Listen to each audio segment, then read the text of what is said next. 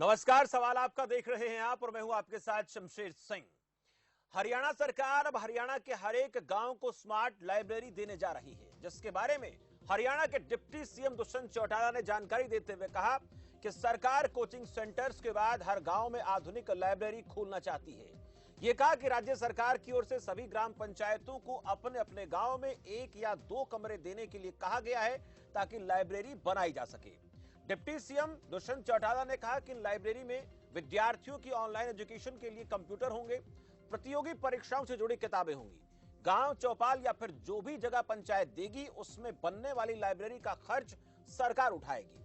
यानी अब हरियाणा के गांव के छात्र छात्राओं को स्मार्ट लाइब्रेरी मिलने वाली है, ताकि उन्हें बेहतर तैयारी के लिए शहर की तरफ न भागना पड़े। हरियाणा में 6,500 से ज्यादा गांव हैं और ऐसे में यह भी उम्मीद की जा सकती है कि लाइब्रेरी की देखभाल के लिए कुछ लोगों को नियुक्त भी किया जा सकता है, यानी कुछ युवाओं को रोजगार भी मिल सकता है। ये अब तक जो बात सामने आई हमने आप तक पहुंचाई, लेकिन अब ऐसे में कुछ सवाल हैं, उन सवालों को लेकर भी हम आप तक जानकारी दे दें कि क्या कुछ सवाल इस लाइब्रेरी के कार्यक्रम को लेकर हमारी तरफ से तैयार किए गए, जिनको लेकर आज हम बातचीत करने वाले हैं। स्मार्ट लाइब्रेरी की सौगात कब मिलेगी? स्मार्ट लाइब्रेरी से गांव कितने स्मार्ट होंगे? क्या गांव को मिलेंगी शहरी तर्ज पर लाइब्रेरी? क्या लाइब्रेरी के साथ साथ रोजगार भी मिलेगा? ये सवाल है और आप अगर इन सवालों को लेकर अपनी तरफ से कुछ पूछना चाहते हैं तो हमारा जो नंबर है, हमारे वो टीवी स्क्रीन पर इस वक्त दिखाए जा रहे हैं, नंबर्स पे आप कॉल कर लीजिएगा। इनसे आपको कितना फायदा मिलेगा, लाइब्रेरी होने से युवाओं को कितना बेहतर जो है पढ़ाई को लेकर माहौल मिलेगा, और लाइब्रेरी खुलेंगी तो क्या कुछ युवाओं को इस दौरान कामकाज भी मिल सकता है, क्योंकि हरियाणा में 6,500 से ज्यादा गांव हैं और ऐसे में कुछ अगर केयर टेकर लगाए भी जाते हैं तो इससे रोजगार की संभावनाएं भी बढ़ेंगी। गांव को शहरी तर्ज पर क्या लाइब्रेरी मिलेंगी? शहरों में अत्याधुनिक तरीके की लाइब्रेरी मिल जाती हैं, चाहे वो सरकारी स्तर पर तैयार कराई गई हो या फिर किसी संस्था के तहत उनको तैयार किया गया हो, लेकिन गांव में ऐसी सुविधाएं नहीं मिलती हैं। अब आने वाले दिनों में इसकी उम्मीद जगी है कि गांव के बच्चों को बढ़िया तैयारी करने के लिए शहर की तरफ पलायन नहीं करना पड़ेगा। उन्हें प्रतियोगी परीक्षाओं के लिए जो किताबें हैं वो मिलेंगी।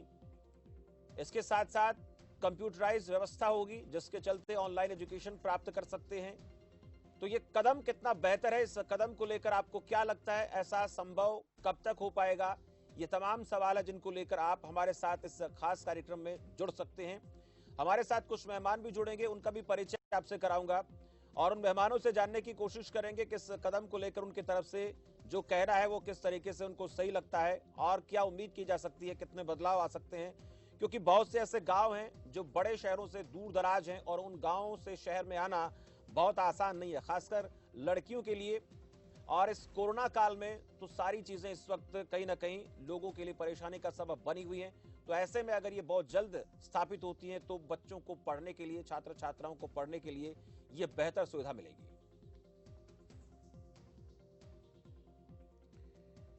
क्या गांव को शहरी तर्ज पर लाइब्रेरी मिलेंगी? ये सवाल बड़ा अहम है, क्योंकि शहर में जो लाइब्रेरी होती हैं वो अत्याधुनिक तरीके से सुसज्जित होती हैं, उनमें कंप्यूटर भी होते हैं, किताबें होती हैं, ऐसे किताबें, पत्रिकाएं होती हैं जो बिल्कुल लेटेस्ट होती हैं। तो क्या इस प्रकार की सुविधाएं गांव को मिलेंगी? हमारे साथ 2 मेहमान जुड़ेंगे, जिनमें से एक मेहमान जुड़ चुके हैं। चेतन चौहान है, कांग्रेस पार्टी के प्रवक्ता हैं। चेतन चौहान जी, बहुत बहुत स्वागत है आपका खबरफास्ट पर। चेतन चौहान जी, ये लाइब्रेरी की सौगात देने की बात सरकार कर रही है। डिप्टी सीएम दुष्यंत चौटाला ने कहा है कि हर गांव को एक लाइब्रेरी मिलेगी, जिसमें छात्र छात्राओं को पढ़ने के लिए कंप्यूटर भी मिलेंगे, उपलब्ध रहेंगे। इसके साथ साथ पत्र पत्रिकाएं जो रूटीन में निकलती हैं, मासिक पत्रिकाएं हों या फिर साप्ताहिक हों, ये सब मिलेंगी। इस कदम को लेकर कांग्रेस को क्या लगता है? कितना आसान है, कितना सरल काम है और कितना बेहतर काम है?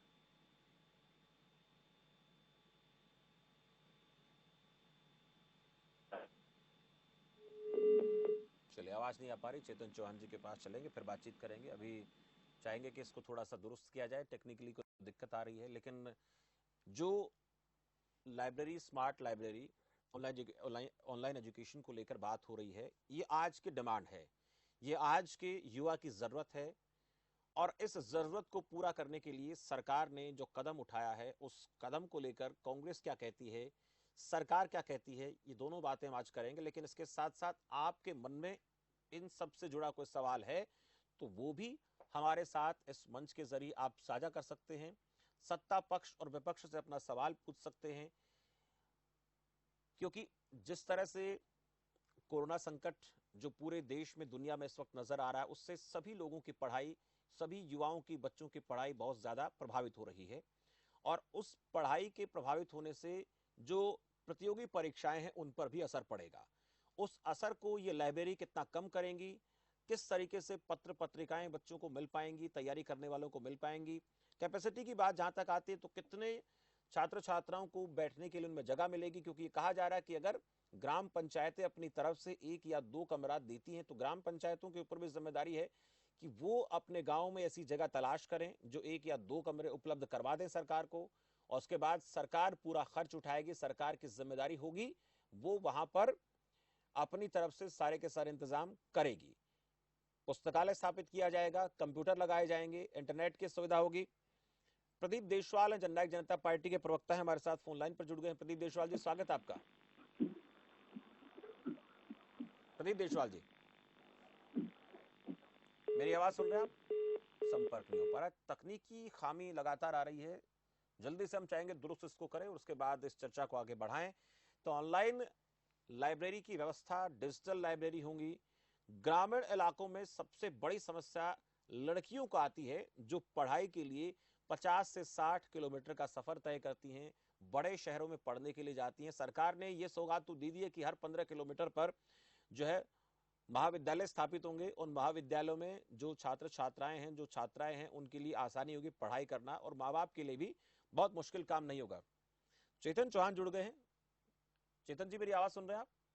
हाँ, मैं सुन पा रहा हूँ। आपको जी मेरी आवाज आ रही है? बिल्कुल आ रही है चेतन चौहान जी। जी चेतन जी, ये जो कदम है, जैसे मैंने कहा, कितना जी। दुरुस्त ये कदम है और क्या लगता है कितना जल्दी ये काम हो सकता है? क्योंकि कहना और करना दोनों में अंतर होता है। कह दिया गया है लेकिन होना बहुत जरूरी है। कितना जल्दी हो जाना चाहिए और कितना जल्दी हो सकता है? देखिए, कदम की मैं बात कहूंगा कि कदम अच्छा है, हम्म। परंतु जिस तरीके से इन्होंने बात करी है कि आप लाइब्रेरी बनाएंगे, उसके अंदर कंप्यूटर रखेंगे और आप वहाँ ऑनलाइन पढ़ाई कर सकते हैं, जिस तरीके से डिप्टी सीएम साहब ने एक बात कही है आज कि आप उसमें से बैठकर नई नौकरियों को अप्लाई कर सकते हैं और गांव में बैठा हुआ नौजवान और हमारी बहनें वो नए आयाम खोल सकती हैं जाने आगे बढ़ने के लिए। परंतु ये मुझे जुमला साबित होता हुआ दिख रहा है। जिस तरीके से उन्होंने ये बात कही है, उस बात की ना तो वो गहराई में गए हैं और एक और जुमला छोड़ने का काम कर रहे हैं। अभी तक अगर मैं आपको एक बात याद दिलाना चाहूं कि डिजिटल इंडिया का प्रधानमंत्री हमारे नरेंद्र मोदी जी ने 2015 में आगाज किया था, 15 अगस्त को, और उसके बाद हालात ये हैं कि 2017 में सारे हरियाणा के अंदर वाईफाई लग जाना चाहिए था। इस तरीके का इन्होंने प्रोग्राम हमारे प्रदेश की जनता के आगे दिया था। परंतु आज हालात ये हैं कि हिंदुस्तान टाइम्स की मैं एक खबर आपको बताना चाहूंगा, जिसके अंदर उन्होंने स्पष्ट रूप से कहा है कि हमारे पूरे हरियाणा के अंदर लगभग 6100 ग्राम पंचायतें हैं और जिसमें से 176 गांव ही अभी तक नेट से जुड़ पाए हैं। ये व्यथा है इस हरियाणा सरकार की गांव के प्रति, ये कितना संवेदनशील है और कितने ज्यादा सेवाएं। बोलने से काम नहीं चलता, सिर्फ कह देने से कि लाइब्रेरी डिजिटल हम बना देंगे, वहां किताबें पहुंचा देंगे, पंचायत हमें जगह दे, बाकी खर्च हम व्यय कर देंगे, ये सिर्फ कहने से काम नहीं होता। उसके लिए इंफ्रास्ट्रक्चर और उसके के लिए जो मूलभूत सुविधाएं चाहिए वो उनकी बात करें पहले। वो चीज कहीं धरातल पर दिखती नहीं है। बिल्कुल चेतन चौहान जी, आपने कुछ सवाल खड़े किए हैं, उनका हम जवाब लेंगे प्रदीप देशवाल जी से, वो भी जुड़ गए। प्रदीप देशवाल जी, स्वागत है आपका। उससे पहले कॉलर हमारे साथ जुड़ गए, अशोक है, तो शाम से कुछ कहना चाहते हैं। अशोक जी, स्वागत है आपका, सवाल पूछिए। सर, स्वागत योग्य है कदम तो, अच्छी बात है जी, लेकिन 1-2 कमरे से कोई लाइब्रेरी नहीं बनती। और लाइब्रेरी का निर्माण सरकार ने खुद करना चाहिए है। और लाइट रहती नहीं, बिजली रहती नहीं, तो ये कैसे संभव हो सकता है? ठीक है। तो एक दो कमरे में लाइब्रेरी चलाना कितना कोई आसान बात है क्या कोई? जी तो शुक्रिया अशोक जी, आपका सवाल का जवाब लेंगे हमारे साथ प्रदीप देशवाल। प्रदीप देशवाल जी, कांग्रेस पार्टी का ये मानना है, ये कहना है कि डिजिटल इंडिया बनाने की बात हम कर रहे थे, अभी तक उसमें हम कारगर नहीं हो पाए हैं। 6000 से ज़्यादा गांव हरियाणा में हैं, 176 गांव ही जो है वो इंटरनेट से अभी तक जुड़ पाए हैं, ये उनका कहना है। और दूसरा ये कि लाइब्रेरी को लेकर सवाल आया कि एक दो कमरे में लाइब्रेरी चल पाना आसान नहीं है, सरकार को खुद इसके लिए तैयारी करनी चाहिए। देखिए, सबसे पहले तो मैं अशोक जी ने जो बात कही थी मैं उस पर आना चाहूंगा। और उन्होंने इसका स्वागत भी किया और एक समस्या भी रखी। बिल्कुल बिजली की समस्या है, उसका भी समाधान होना चाहिए। और एक कमरे में हमने कोई कंडीशन नहीं रखी कि सिर्फ एक ही कमरा होगा। जो जगह मिलेगी उसमें कंप्यूटर भी लगेंगे, किताबें भी होंगी, और भी प्रतियोगी परीक्षाओं की तैयारी के लिए जो भी संसाधन होंगे, मटेरियल होगा, वो होगा। और मुझे दया आती है शमशेर जी, कांग्रेस के प्रवक्ता साथी की सोच पर। शायद इसको लाइब्रेरी साइंस के इतिहास का नहीं पता। मैं इनको बताना चाहता हूँ ताकि अपनी जानकारी दुरुस्त करे और भविष्य में किसी डिबेट में इस तरह की बातें ना करे। ये एक सराहनीय कदम है। और लाइब्रेरी साइंस के लिए public library act Chaudhary Devi Lal मुख्यमंत्री थे, तब उन्होंने अपनी कैबिनेट में पास किया था और उस समय सुषमा स्वराज की शिक्षा मंत्री थी। परंतु कांग्रेस के लोगों ने उसको अमल में नहीं आने दिया था। ये मैं अपने साथी को बताना चाहता हूँ। चौधरी देवीलाल जी की विचारधारा को, उस सोच को नौजवान मुख्यमंत्री दुष्यंत चौटाला जी ने आगे बढ़ाया और एक अच्छी पहल की है। आज देखिए, मैं खुद एक स्टूडेंट हूँ, रिसर्च स्कॉलर हूँ महर्षि दयानंद यूनिवर्सिटी का। लाइब्रेरी पर बहुत सी चीजें डिपेंड हैं। आज शहरों में प्राइवेट लाइब्रेरियां खुल रही हैं, स्टडी सेंटर खुल रहे हैं, रीडिंग हॉल खुल रहे हैं। वो क्यों खुल रहे हैं? वो इसलिए खुल रहे हैं कि लाइब्रेरी का अपना एक महत्व होता है। 1989 में चौधरी देवीलाल जी ने बताया था लाइब्रेरी का महत्व। और चौधरी देवीलाल जी के पसीनों पर चलकर दुष्यंत चौटाला जी इसको अमली जामा पहनाना चाहते हैं। उन्होंने एक तो खुला निमंत्रण दिया कि ग्राम पंचायतें गांव अपने स्तर पर जो जगह मुहैया कराए, कमरे मुहैया कराए, चाहे वो चौपाल हो या वो ग्राम सचिवालय हो या कोई और अन्य जगह हो, सरकार उसमें डिजिटल लाइब्रेरी बनाने का काम करेगी। सभी लोग स्वागत कर रहे हैं, परंतु कांग्रेस के पेट में दर्द है, क्यों है पता नहीं। शायद ही हरियाणा का विकास नहीं चाहते। हरियाणा के जो नौजवान हैं, बच्चे हैं, वो आगे बढ़े, ये नहीं चाहते। शायद ये नहीं चाहते कि एक कॉलर जुड़े प्रदीप देशवाल जी, प्रकाश पंत है जींद से। प्रदीप देशवाल जी, आपने जो कहा उसको लेकर हम कांग्रेस से पूछेंगे, लेकिन एक हमारे साथ कॉलर जुड़ गए हैं, प्रकाश पंत हैं जींद से। प्रकाश पंत जी, स्वागत है। प्रकाश पंत है जी। जी प्रकाश पंत जी बोलिए। पंत लिया, प्रकाश चंद है जी प्रकाश चंद, ठीक है, सॉरी प्रकाश चंद जी बोलिए। ये जो है ना, ये जो हौसलेबाज सरकार है, ये कुछ नहीं करती। जब बकवास बात है, लाइब्रेरी शहर में कितनी खोल दी, इन्हें गौशाला खोली कितनी खोल दी। शहर में रोज एक्सीडेंट होने लग रहे, कितने गौ वृक्षा होने लग रही। जो गौ बना रखे सारे इनके कार्य करता है, रात को जो लाशा बेचते हैं गाय की, तो क्या फंक्शन है? ये तो बकवासवादी है। गाँव में लाइब्रेरी खोलते हैं, क्या खोल देंगे ये? जी चलिए, शुक्रिया प्रकाश चंद जी। आपने सवाल किया कि लाइब्रेरी खोलने की मंशा इनको नजर आती है कि नहीं है, ऐसा नहीं हो रहा। गौशाला को लेकर भी जिक्र किया कि कितनी सारी गौवे जो हैं, वो कितने सारे आवारा बैल जो हैं हम देखते हैं सड़कों पर सान नजर आते हैं। हाँ। मैं आपसे ही एक बात पूछना चाहता हूँ, क्या गौशाला जरूरी है या विद्यार्थियों के लिए पुस्तकालय जरूरी है? पहली प्राथमिकता किसको होनी चाहिए? प्रकाश जी, पहली प्राथमिकता गौशाला है या विद्यार्थियों के लिए लाइब्रेरी है? आप अपने बच्चों के लिए गौशाला पहले खुलवाना चाहेंगे या अपने बच्चों के लिए लाइब्रेरी? प्रदीप देशवाल जी, उनका जो कहने का मतलब ये था, वो एक कॉलर जुड़े थे कि गौशाला खोलने की बात हुई थी कि शहर में आवारा पशु नहीं दिखेगा, लेकिन अब भी नजर आ रहे हैं। उनका ये आरोप है, उनको मंशा पर सवाल खड़ा करने की मंशा थी कि गाय के लिए किसी प्रकार की जो उस पर भी कार्य चल रहा। शमशेर जी, हम यहाँ चर्चा लाइब्रेरी की कर रहे हैं, पुस्तकालयों की कर रहे हैं। आज ग्राम स्तर पर जब तक हरियाणा ही नहीं भारत गांव में बसता है, जब तक गांव के आम बच्चे का विकास नहीं होगा, वो पढ़ेगा नहीं, तब तक वो आगे कैसे बढ़ेगा?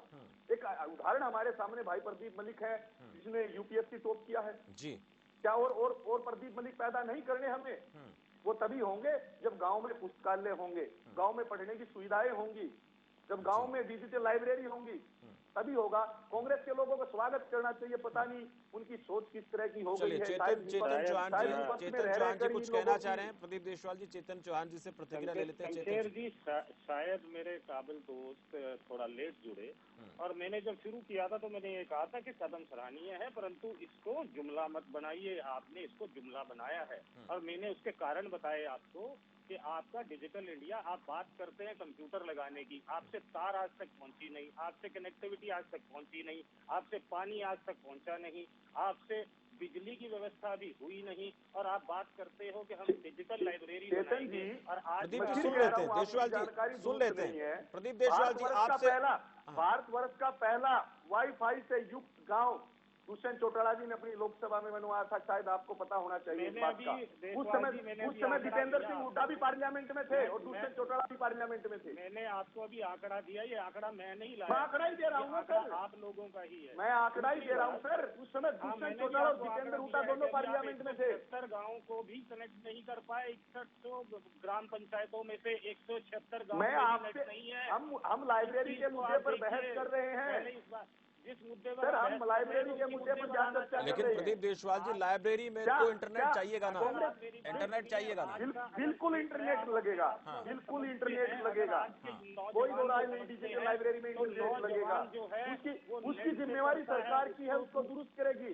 परंतु मैं तो कांग्रेस से पूछना चाहता हूँ, क्या इस कार्य की ये प्रशंसा करेंगे या इस कार्य का विरोध करेंगे? जिम्मेवारी नहीं थी जो अब सिर्फ दुष्यंत चौटाला जी चले के एक दर्शक जुड़ गए हैं, आप दोनों एक बार थोड़ा मैं चाहूंगा कि सवाल समझ लें। सराहना करोगे? एक दर्शक है युद्धवीर भिवानी से दर्शक जुड़े हैं, रोकूंगा चेतन जी आपको भी। एक दर्शक जुड़े हैं, वो कुछ पूछना चाह रहे हैं, कुछ सवाल करना चाहते हैं। युद्धवीर जी स्वागत है जी, बोलिए। युद्धवीर जी मेरी आवाज सुन रहे हैं आप? एक बार युद्धवीर जी आप अपने टीवी सेट की आवाज कम कर दें, उसके बाद आप अगर सवाल करेंगे तो आपका सवाल भी ठीक से सुन पाएंगे और आपका जवाब भी आपको मिल पाएगा। युद्धवीर जी। हाँ जी, सुन रहा हूँ जी। हाँ बोलिए। हेलो जी युद्धवीर जी बोलिए।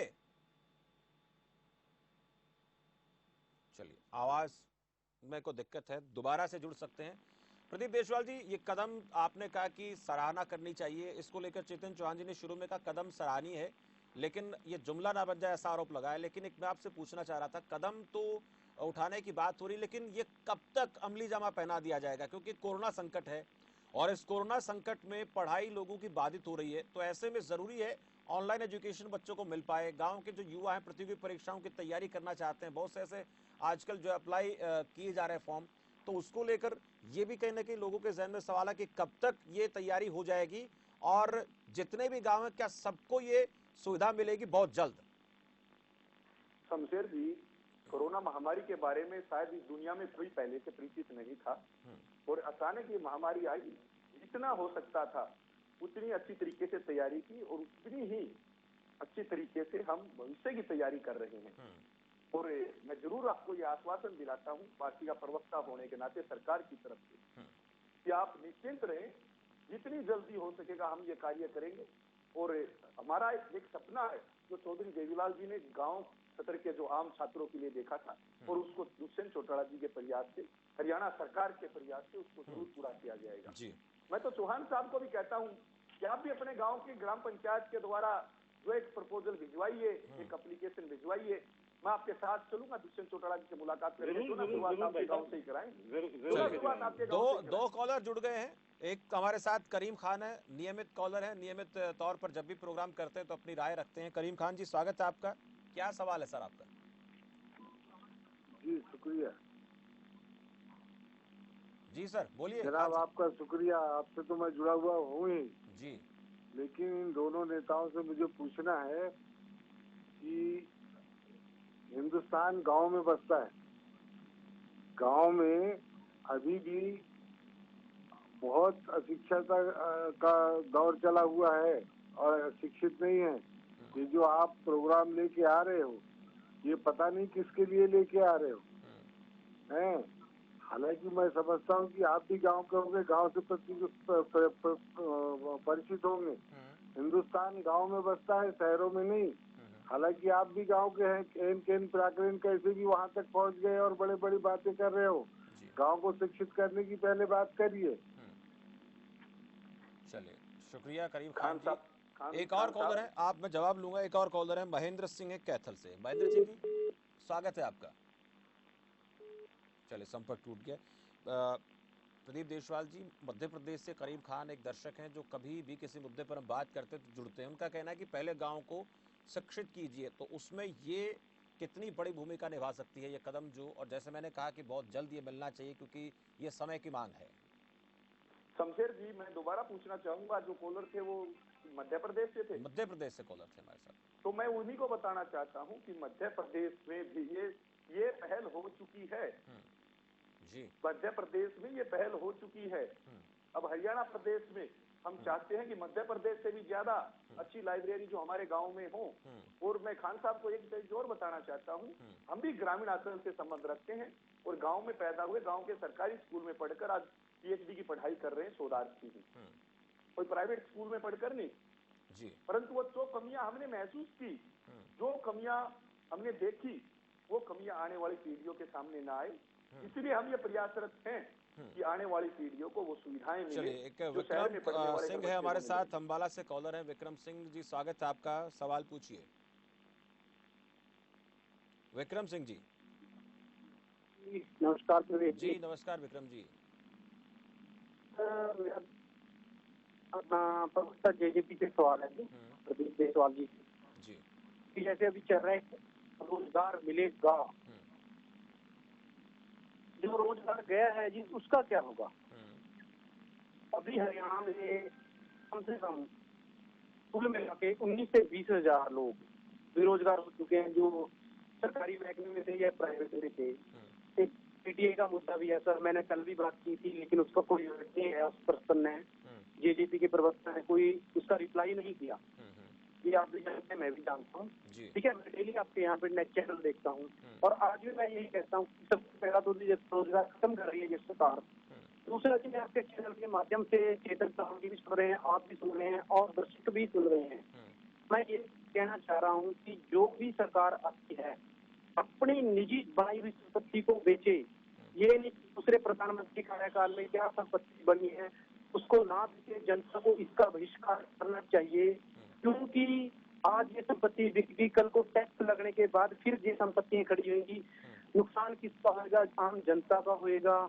इसमें आप भी हैं, मैं भी हूँ और गरीब पब्लिक भी है।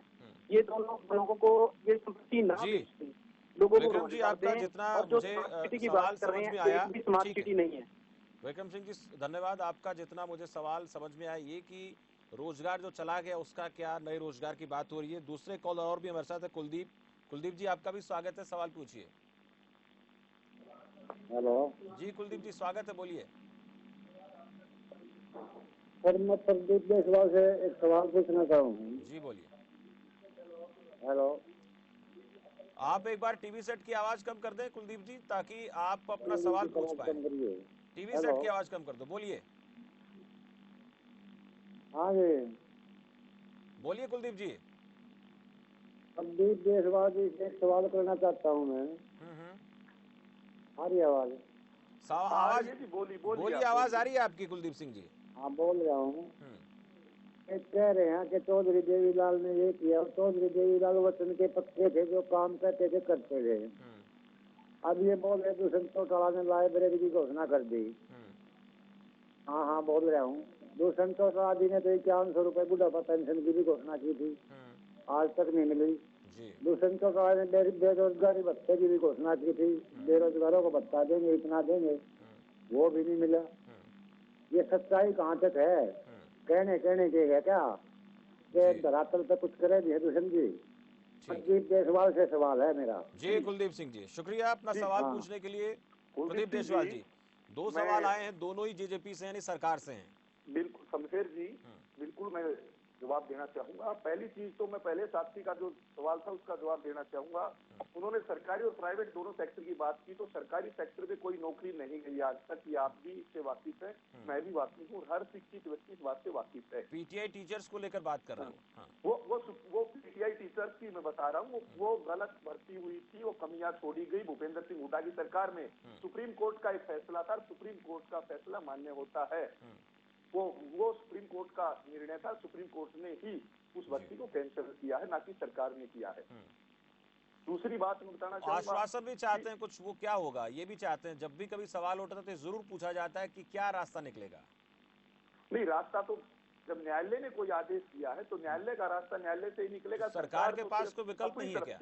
सरकार के पास कोई विकल्प नहीं है? प्रदीप देशवाल जी, जो हो गया उन लोगों का कसूर क्या? वो कहते हैं हमारा क्या कसूर, हमने क्या गलती की, उनका ये कहना है। शमशेर जी बिल्कुल, मैं बिल्कुल ठीक कहता हूँ कि उनका कसूर नहीं है, कसूर तो भूपेंद्र सिंह हुड्डा की सरकार का था, उनका कसूर नहीं मानता मैं। परंतु वो स्वयं एक विकल्प लेकर, कोई रास्ता लेकर सरकार से उनका प्रतिनिधिमंडल मिले, जरूर जो संभव होगा हम प्रयास करेंगे। ठीक है चेतन चौहान जी, दूसरा जो सवाल था उसका मैं जवाब देना चाहूंगा कि चौधरी देवीलाल जी बिल्कुल अपने वचन के पक्के थे, और ये हरियाणा नहीं भारतवर्ष का एक नागरिक जानता है। उन्होंने अपनी कुर्सी छोड़ी थी अपने वचन को निभाने के लिए। और दुष्यंत चौटाला जी ने भी एक वायदा हरियाणा प्रदेश के युवाओं के लिए किया था, 75% नौकरियां जो प्राइवेट सेक्टर में भी हरियाणा प्रदेश के युवाओं के लिए आरक्षित होंगी। एक्ट बनकर आज तैयार है। कुछ लोग मजाक बना रहे थे जब दुष्यंत चौटाला जी ने पहली बार ये बात कही थी, और गुड़गांव में इस मुद्दे को लेकर प्रोटेस्ट किया था जब विपक्ष में थे। यहाँ तक कि विपक्षी विरोधी पार्टियों के लोगों ने भी इसका मजाक बनाया था, परंतु आज वो एक्ट बनकर तैयार है। और न केवल हरियाणा प्रदेश में बल्कि भारतवर्ष में कई राज्य ऐसे हैं जहाँ वो एक्ट लागू भी हो चुका है। और जो है रोजगार के लिए पोर्टल तैयार है, तो बेरोजगार साथियों के पास फोन कॉल्स आने शुरू हो गए हैं। और जैसे ही लॉकडाउन, जैसे कोरोना की महामारी से हम बाहर निकलेंगे, आप मानकर चलिए इसके दूरगामी परिणाम आएंगे।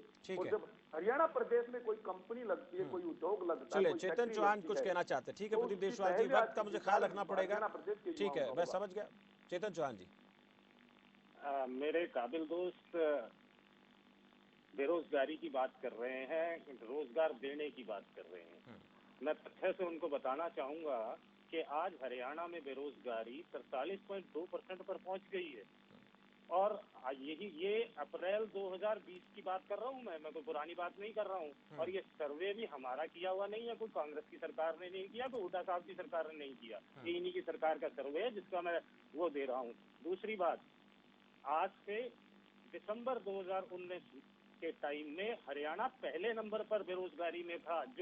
जब से हरियाणा 1966 से लेकर आज तक बना है, सबसे पहले इतनी बेरोजगारी दर हरियाणा में हुई है। ये रोजगार का इन्होंने इंतजाम किया है हरियाणा के युवाओं को।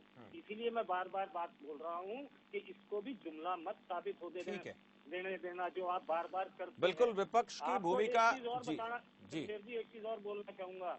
आप पड़ोसी प्रदेश हमारा पंजाब है, वहाँ दर देखिए, हमारा पड़ोसी हिमाचल भी है, वहाँ दर देखिए, और हरियाणा का देखिए। इन दोनों को प्रदेशों को जो साथ लगते प्रदेश हैं, वहाँ बेरोजगारी दर अगर बढ़ी है तो 2 या 3% बढ़ी है, और हमारे यहाँ इस बार 18.2% बढ़ी है। ये हालात है। चलिए चेतन चौहान जी, विपक्ष की भूमिका निभाना, जिम्मेदारी पूर्वक निभाना बड़ा अहम होता है, और सरकार की अगर कहीं कमियां नजर आती हैं तो सरकार को सचेत करना भी बहुत जरूरी होता है। बहुत बहुत शुक्रिया आपका हमारे साथ जुड़ने के लिए प्रदीप देशवाल जी, आपका भी, और चेतन चौहान जी आपका भी बहुत बहुत आभार इस चर्चा में बातचीत के लिए। लाइब्रेरी को लेकर बात हो रही है, बेहतर ये कदम है, इसको कांग्रेस भी कहती है अच्छा कदम है, लेकिन उनका ये भी कहना है कि जुमला ना बन जाए, क्योंकि अगर जो बात कही जाती है वो धरातल पर खरी नहीं उतरती तो फिर लोगों का भरोसा टूटता है। और अगर 6000 से ज्यादा हरियाणा प्रदेश में गांव हैं, उनमें लाइब्रेरी स्थापित हो जाती है, डिजिटल लाइब्रेरी स्थापित हो जाती हैं, तो ये जरूर है कि जो हमारे गांव के अंचल के बच्चे हैं, जो छात्र छात्राएं हैं, उनको तैयारी करने में आसानी होगी, उनको शहरों की तरफ नहीं भागना पड़ेगा। अच्छी उनको पत्र पत्रिकाएं मिलेंगी, रोजाना नियमित तौर पर जो आने वाली पत्रिकाएं उनको पढ़कर वो तैयारी करेंगे और उनका ज्ञान बढ़ेगा, प्रतियोगी परीक्षाओं की बेहतर तरीके से तैयारी कर पाएंगे, ऑनलाइन फॉर्म भर पाएंगे, तमाम सुविधाएं हो जाएंगी। लेकिन अभी एक सवाल बना हुआ है कि कितना जल्दी ये काम होगा, कितना वक्त उसमें लगेगा, और गांव के जो लोग हैं, सरपंच हैं, वो कितनी जिम्मेदारी के साथ अपने गांव में लाइब्रेरी की व्यवस्था के लिए जगह मुहैया करवाएंगे, ये बड़ा सवाल है। जरूरी है इस तरह के काम होने चाहिए, लेकिन अगर कहा जाता तो बहुत जल्द होनी चाहिए ताकि गांव के बच्चों को जो विश्वास दिया गया उस विश्वास पर सरकार खरी उतर पाए। फिलहाल सवाल आपका में इतना है, मुझे दीजिए इजाजत और आप देखते रहिए खबर फास्ट। नमस्कार।